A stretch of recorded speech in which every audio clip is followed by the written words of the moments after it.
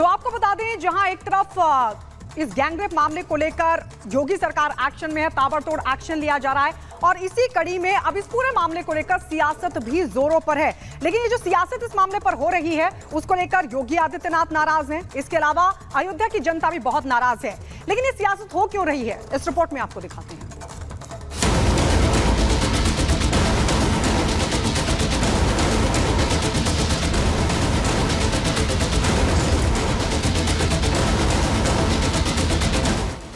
अयोध्या में नाबालिग से गैंगरेप के मामले में सपा नेता मोहित खान की सच्चाई सामने आने के बाद समाजवादी पार्टी पूरी तरह से बैकफुट पर है। सपा नेताओं की अब हालत ऐसी है कि उन्हें ना तो कुछ बोलते बन रहा है और ना ही उनके पास सफाई देने के लिए कोई शब्द। खासकर फैजाबाद लोकसभा सीट जीतने के बाद फूल कर कुप्पा हुए सपा सांसद अवधेश प्रसाद तो जैसे सच से मुंह छिपाए बैठे हैं। अयोध्या कांड के बाद हफ्ता बीतने को है, लेकिन अयोध्या सांसद अब तक पीड़िता का सामना करने की हिम्मत नहीं जुटा पाए, जबकि पीड़िता से मिलने का वादा 2 अगस्त का ही था। Already we have discussed yesterday why you are wasting your time wandering here and there। मैं कल फैजाबाद अयोध्या जा रहा हूँ, जी जानकारी लूंगा कल। अरे भाई लेट मी शो। सपा सांसद तो पीड़ित बच्ची से आंखें मिलाने की हिम्मत नहीं जुटा पा रहे, लेकिन बीजेपी मोहित खान के महापाप पर सपा को बिल्कुल बख्शने के मूड में नहीं है। नाबालिग पीड़िता को इंसाफ दिलाने की मांग को बीजेपी नेताओं ने मुहिम बना लिया। इसी कड़ी में आज बीजेपी नेताओं का डेलीगेशन अयोध्या पहुंच रहा है। राज्यसभा सांसद बाबूराम निषाद की अगुवाई में प्रतिनिधिमंडल आज दोपहर अयोध्या पहुंचेगा, फिर पीड़ित परिवार से मिलकर मामले की रिपोर्ट संगठन के शीर्ष नेतृत्व को देगा। आपको बता दें, शनिवार को ही बीजेपी के विधायक अमित सिंह चौहान पीड़िता के घर पहुंचे और उन्होंने पीड़िता की मां को सीएम योगी की तरफ से दिए गए 5 लाख रुपए का चेक सौंपा।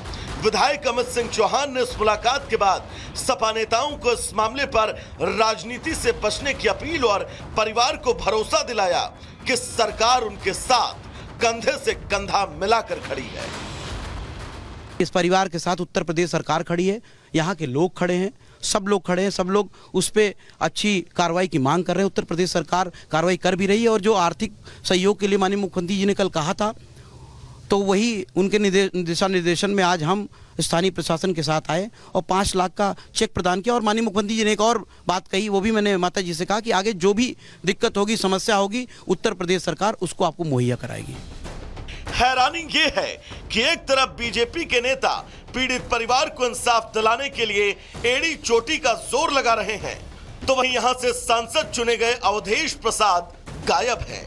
उस पर हैरानी ये, सपा अध्यक्ष अखिलेश यादव भी इस मुद्दे पर सफाई देने के बजाय सोशल मीडिया पर भ्रम फैलाने से बाज नहीं आ रहे।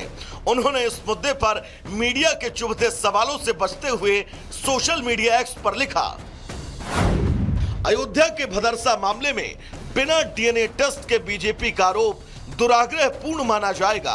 कुकृत्य के मामले में जिन पर भी आरोप लगा है, उनका डीएनए टेस्ट कराकर इंसाफ का रास्ता निकाले, न कि केवल आरोप लगाकर सियासत की जाए। जो भी दोषी हो उन्हें कानून के हिसाब से सजा दी जाए, लेकिन अगर डीएनए टेस्ट के बाद आरोप झूठे साबित हो तो सरकार के संलिप्त अधिकारियों को बख्शा ना जाए, उनके खिलाफ कार्रवाई हो।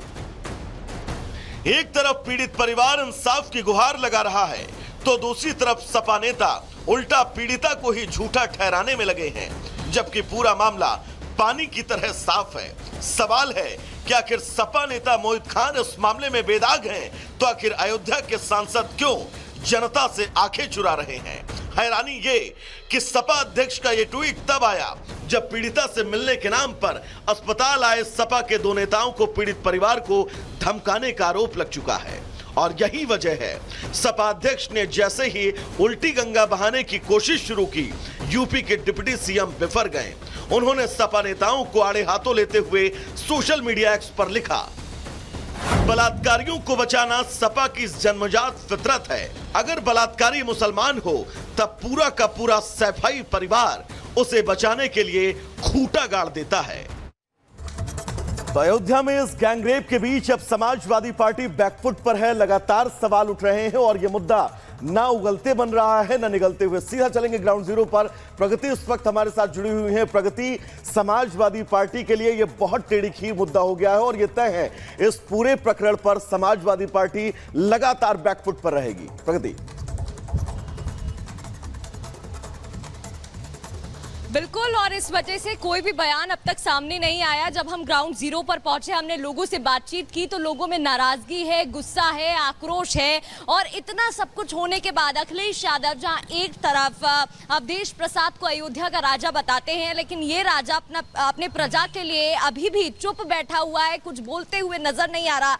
हम उनके आवास पर कल गए थे और जब हम पहुंचे तो वो अंदर ही थे, लेकिन उन्होंने ना बात की ना कुछ बोला। इस पूरे मामले में अखिलेश यादव ने अब बचाव करते हुए एक बयान और दिया है। सोशल मीडिया पर भ्रम फैलाने का काम वो कर रहे हैं। साधु संतों से जब हमने बात की तो वो भी कह रहे थे कि एक्शन नहीं हुआ तो घेराव करेंगे। वहीं हम जब भदरसा पहुंचे तो वहां पर फाइनली पुलिस ने एक्शन लिया है, बड़ी कार्रवाई की है, बुलडोजर एक्शन हुआ है और जो अवैध प्रॉपर्टी थी तालाब के पास उसको भी ध्वस्त कर दिया गया है। ध्वस्तीकरण की कार्रवाई वहां पर भी हुई है। इसके अलावा जो A1 बेकरी जो मोहित खान की थी उस पर अभी बातचीत चल रही है। 7 दिन का समय दिया गया है और कहा गया है क्योंकि वहां पर और भी ब्लॉक्स हैं और भी प्रॉपर्टीज हैं, बैंक है, कोचिंग सेंटर्स हैं, इंस्टीट्यूट हैं, तो उनको भी नुकसान ना पहुंचे तो ऐसे कार्रवाई करनी होगी। 7 दिन का समय है कि कैसे उन्हें शिफ्ट किया जाए और वहां पर भी एक बड़ी कार्रवाई हो सकती है। कई विधायक, बीजेपी के विधायक की बात करें जो कि बीकापुर से विधायक है अमित सिंह चौहान, वो भी कल पहुंचे थे पीड़िता की मां से मिलने।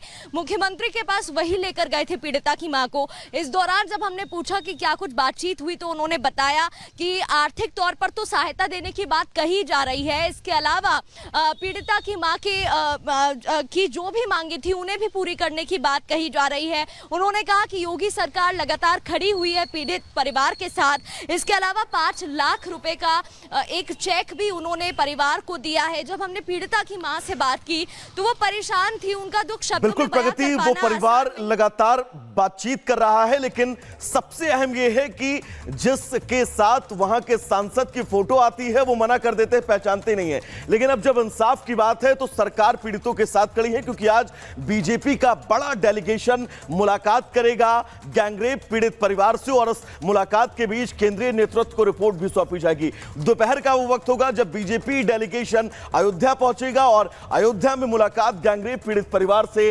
सांसद बाबूराम निषाद इस डेलीगेशन का नेतृत्व करेंगे और उनके ही नेतृत्व में मुलाकात होगी पीड़ित परिवार से। नरेंद्र कश्यप पीड़ित परिवार को ढांढस देंगे, लेकिन सबसे अहम यह है इस डेलीगेशन के वहां पहुंचने का मतलब ये केंद्रीय नेतृत्व को रिपोर्ट करना और अयोध्या प्रकरण में सच क्या है, परिवार क्या चाहता है और परिवार किस एक्शन की बात कह रहा है और अब तक जो कार्रवाई हुई है उससे परिवार कितना संतुष्ट है, यह सब कुछ समझा जाएगा। क्योंकि इस पूरे प्रकरण पर याद करिए कैसे वहां पर स्थानीय जो पुलिस चौकी थाना है उन्होंने मुकदमा लिखने से मना कर दिया था। अधिकारियों को भी अब सख्त निर्देश जो है वो दिए जाएंगे और सरकार पूरी प्रतिबद्धता के साथ, पूरी जिम्मेदारी के साथ पीड़ित परिवार के साथ खड़ी है। मीनाक्षी, तो एक बात तो साफ है कि उत्तर प्रदेश में अन्याय करने वालों को बख्शा नहीं जाएगा। मुख्यमंत्री योगी आदित्यनाथ के बुलडोजर की तारीफ हर जगह होती है और एक्शन भी देखने को मिलता है, बुलडोजर गरजते हुए नजर आता है। ये मोहित खान जिसने इस घटना को अंजाम दिया, अब उसकी बेकरी को ध्वस्त कर दिया गया है और क्या कुछ इस पूरे मामले में यूपी सरकार की तरफ से कार्रवाई की गई है, इस रिपोर्ट में आपको दिखाएंगे।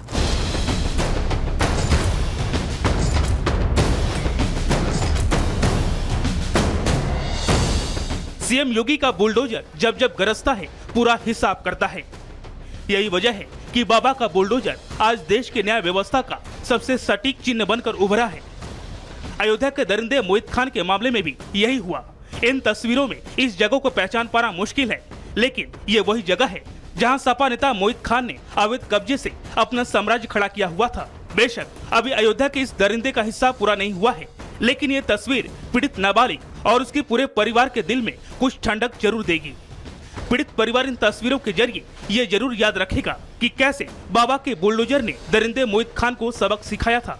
ये तस्वीर उन लोगों के लिए भी संदेश है जो सियासत के दांव पेच सीखकर इस गुमान में जीते हैं कि वो यूपी में चाहे जो करे उन्हें कोई कुछ नहीं कहेगा।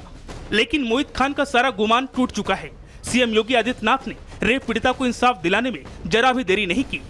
उन्होंने विधानसभा में 3 रोज पहले जो कहा था वो डंके की चोट पर एक बार फिर करके दिखा दिया। महिला सुरक्षा हमारे लिए सर्वोच्च महत्व रखता है। हमने इस बात को पहले दिन कहा है, कोई खिलवाड़ करेगा तो उसका खामियाजा भुगतेगा। हम लोगों ने इस बारे में हम लोगों ने आश्वस्त किया एक एक बेटी को, एक एक बहन को